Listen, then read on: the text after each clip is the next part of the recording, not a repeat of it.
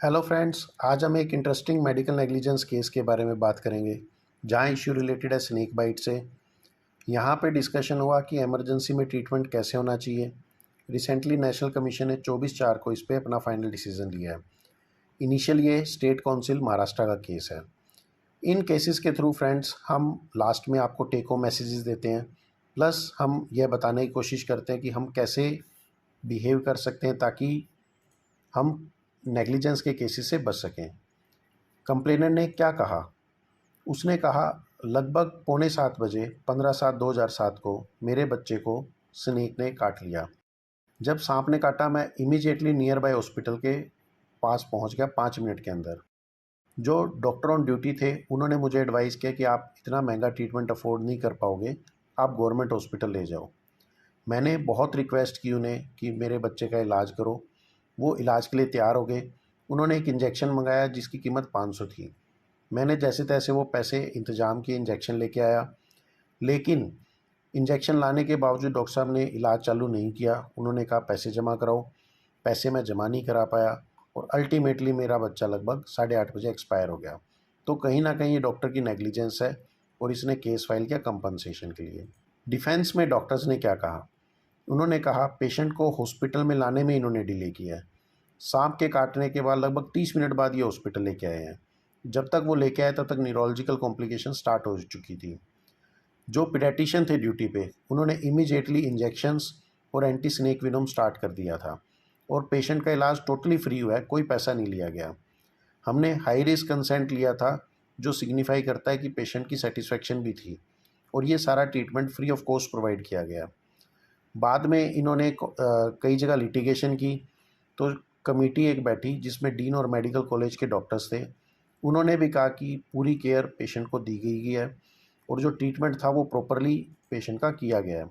District form ने देखा कि जो हॉस्पिटल कमेटी थी उन्होंने कहा डॉक्टर नेग्लिजेंट नहीं है, चाइल्ड जो है वो उसकी डेथ हुई है स्नेक बाइट से। कोई भी ऐसा डॉक्यूमेंट्री एविडेंस नहीं है जो सपोर्ट करता हो कि पैसे मांगे गए थे या पैसे जमा कराए गए हैं। इन्होंने नोटिस किया पेशेंट को हाथों हाथ हॉस्पिटल लाया गया है और ट्रीटमेंट भी हाथों हाथ स्टार्ट हो गया था और एंटी स्नेक विनोम भी हाथों हाथ दे दिया गया है। तो डिस्ट्रिक्ट कोर्ट ने कहा कि डॉक्टर्स नेग्लिजेंट नहीं है और केस को डिसमिस कर दिया। एग्रीव्ड होकर पेशेंट पार्टी स्टेट फॉर्म में गई और उन्होंने जो लिटिगेशंस लगाई उसके बाद स्टेट फॉर्म ने देखा कि जितनी भी फाइल है उस फाइल के हिसाब से अगर चेक करते हैं तो जो वैक्सीन थी वो लगभग 45 मिनट्स ऑफ अराइवल के बाद दी गई, जबकि एंटी स्नेक विनोम इमीडिएटली फटाफट चलना चाहिए। जितने भी क्लिनिकल नोट्स फाइल में डले हुए हैं उसमें डॉक्टर्स की कहीं पे भी हैंड राइटिंग नहीं है। बाद में चलो साइन तो डॉक्टर के हैं बट हैंड राइटिंग कहीं भी नहीं है। तो आपने पेशेंट को देखा नहीं देखा, कहीं तो आपके नोट्स होने चाहिए। अगर आपके पास वेंटिलेटर नहीं था तो आपने ऐसे हॉस्पिटल में क्यों नहीं ट्रांसफ़र किया जहाँ वेंटिलेटर था? पेशेंट लगभग 7 बजे हॉस्पिटल आया, आपने एएसवी को कंडक्ट किया एंटी स्नेक विनम टेस्ट 7:05 पे और उसके बाद 7:15 तक आपने देखा कोई रिएक्शन नहीं है। एएसवी जो ऑर्डर है 7:20 पे की लेकिन 7:40 पे लगाया। जो हाई रिस्क आप कह रहे हो कि हमने साइन कराया वो किसी अननोन अटेंडेंट का है जिसको आप ग्रैंडफादर बोल रहे हो, लेकिन वो कोई भी ऐसा नहीं है जिसको आप पेशेंट पार्टी आइडेंटिफाई कर सकें। तो कहीं ना कहीं डॉक्यूमेंट्स की हेरफेर की गई है और इन्होंने नेग्लिजेंसी दे के 10 लाख रुपीज़ का फ़ाइन लगा दिया। एग्रीव्ड होके डॉक्टर्स पार्टी नेशनल कमीशन में गई, रिवीजन पिटीशन उन्होंने लगाई। उन्होंने जो ग्राउंड्स रखे कि स्टेट कमीशन ने सिंपैथेटिक ग्राउंड पे पास किया है, उन्होंने इस जो इंक्वायरी कमेटी थी उसकी रिपोर्ट को इग्नोर किया है। पेशेंट को बिना किसी कंसिडरेशन के ट्रीट किया गया है तो वो कंज्यूमर ही नहीं है। और इन्होंने ये भी इग्नोर किया कि हॉस्पिटल काफ़ी लंबे टाइम तक चैरिटेबल हॉस्पिटल है और बहुत से लोगों को चैरिटी पे ट्रीटमेंट भी करता है और कहीं ना कहीं लिमिटेशन बार्ड भी है, टाइम जो है ज़्यादा टच जा चुका है। नेशनल कमीशन ने जो नोटिस किया उसमें ये था कि अनअवेलेबिलिटी ऑफ वेंटिलेटर को ये नहीं कह सकते कि वेंटिलेटर है ही नहीं। ठीक है, ये हो सकता है कि भाई हॉस्पिटल के सारे वेंटिलेटर यूज्ड हैं तो आपके पास वेंटिलेटर खाली नहीं है, तो उसको यह कहना कि वेंटिलेटर ही नहीं थे इस गलत। अब जो नेशनल कमीशन के आगे इश्यूज थे कि क्या पेशेंट सीपीए में आता नहीं आता, एमएलसी इन्फॉर्म की गई थी नहीं की गई थी, पोस्टमार्टम क्यों नहीं कराया गया और क्या डॉक्यूमेंटेशन में मैनिपुलेशन हुई है। तो जो फर्स्ट इशू था कि सीपीए में आता है या नहीं आता, उसमें इन्होंने देखा कि हॉस्पिटल कुछ पेशेंट्स को तो फ्री करता है, जैसे इसको किया, और कुछ से पैसे लिए जाते हैं। तो ऐसे हॉस्पिटल भी कंज्यूमर प्रोटेक्शन एक्ट में आते हैं, इसलिए ये पेशेंट भी कंज्यूमर प्रोटेक्शन एक्ट में आता है। अब जो इशू 2 था, उसमें नेशनल कमीशन ने कहा कि एमएलसी जब भी होती है वो इमीडिएटली होनी चाहिए, लेकिन यहाँ पे पुलिस कंफर्म कर रही है कि जब तक जो पेशेंट एक्सपायर नहीं हुआ उसके बावजूद भी एमएलसी नोट नहीं की गई, तो कहीं ना कहीं डाटा शायद अल्टर किया गया है कि एमएलसी आपने भेजी नहीं, बाद में आपने इसको एमएलसी बनाया 1 या 2 दिन बाद, और आपने डाटा को अल्ट्रेशन किया गया है। थर्ड इशू था पोस्टमार्टम क्यों नहीं कंडक्ट कराया। ठीक है, आप लिख रहे हो कि भाई ये स्नेक से मरा है, कौन से स्नेक से मरा है ये कंफर्म नहीं हो रहा। मे बी अगेन अगर आप पोस्टमार्टम करते तो पूरी की पूरी फाइल जाती, कहीं ना कहीं आपने मैनिपुलेशन डॉक्यूमेंट्स की करने के लिए पोस्टमार्टम नहीं कराया। जो इशू 4 था कि फाइल में कुछ चेंजेस किए गए या नहीं किए गए, तो इशू सेकंड और थर्ड, एमएलसी लेट क्यों हुई, पोस्टमार्टम क्यों नहीं कराया गया, कहीं ना कहीं ये दोनों चीज़ें प्रॉब्लमेटिक थी।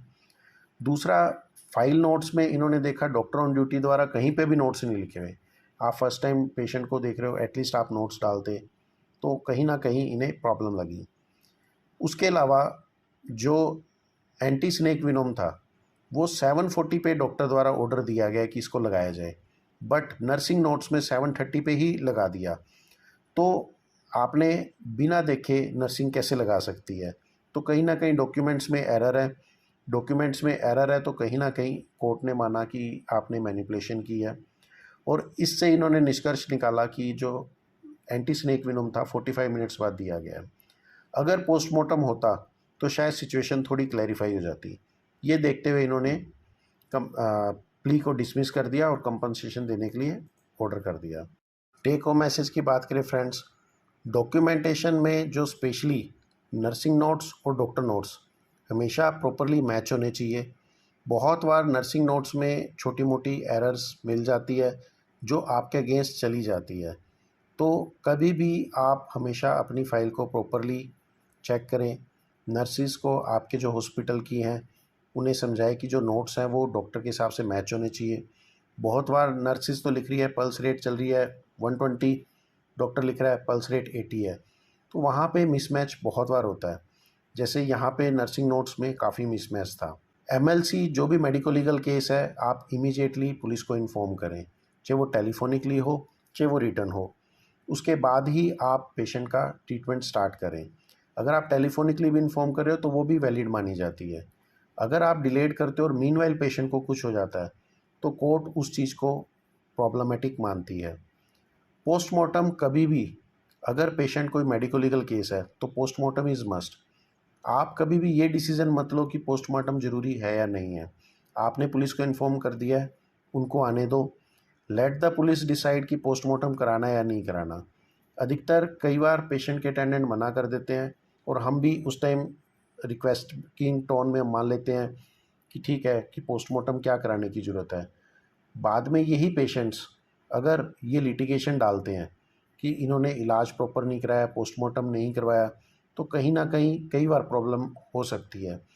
आपने यही चीज़ अगर पुलिस को बुला लिया है, अब वो पुलिस के सामने स्टेटमेंट दे रहे हैं, तो एक थोड़ी सी चीज़ अलग हो जाती है। तो कभी भी आप अपनी तरफ से पोस्टमार्टम को डिनाई मत करें। Thank you friends. अधिक से अधिक जानकारी के लिए आप हमारे मेल आईडी पे कांटेक्ट कर सकते हैं या नीचे कमेंट्स पे अपने कमेंट डाल सकते हैं। ऐसी वीडियो अधिक से अधिक देखने के लिए इस वीडियो को शेयर एंड सब्सक्राइब करें ताकि हमारा हौसला और बढ़े। लॉ के वर्ड्स हर डॉक्टर को पता हो ताकि वो अपना प्रैक्टिस आराम से कर सके। Thank you friends.